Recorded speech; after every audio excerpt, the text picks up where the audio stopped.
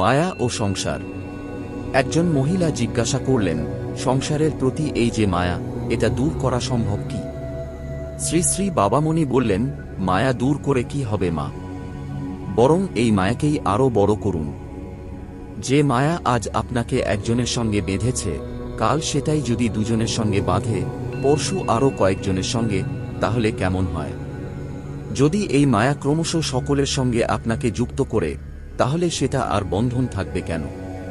তখন এই মায়াই হবে আপনার মুক্তির পথ। মহিলা বললেন, কিন্তু নিজের ছেলেকে যেমন দেখি, অন্যের ছেলেকে তো সেভাবে দেখতে পারি না, এর উপায় কি? শ্রী শ্রী বাবামণি বললেন, তা নিয়ে চিন্তা করবেন না মা। ধীরে ধীরে পারবেন। নিজের ছেলেকে যেমন ভালোবাসেন, অন্যের ছেলেকেও তেমনি ভালোবাসুন।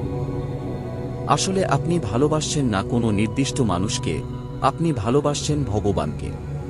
যেদিকে তাকান, যাকেই দেখেন, সবাই তো ভগবানেরই রূপ।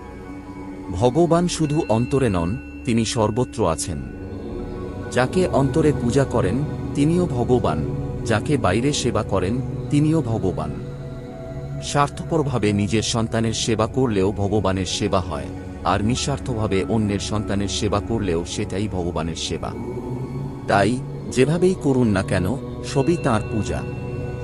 মহিলা বললেন, কিন্তু আমরা তো এসব বুঝতে পারি না। শ্রী শ্রী বাবামণি বললেন, বুঝতে না পারলেই কি পূজা বন্ধ থাকে মা? তবে হ্যাঁ, না বুঝে করলে সেটা অসম্পূর্ণ থেকে যায়। কিন্তু যখন বোঝেন, তখন পূজা পূর্ণতা পায়। এখন হয়তো আমাদের জ্ঞান কম, তাই আমাদের পূজা অল্প আকারের, কিন্তু ধীরে ধীরে তা পূর্ণ হবে। অজ্ঞানের পূজা তামসিক, আর জ্ঞানের পূজা সাত্ত্বিক। তাই চিন্তা নয়, ধৈর্য ধরুন, আস্তে আস্তে সব হবে।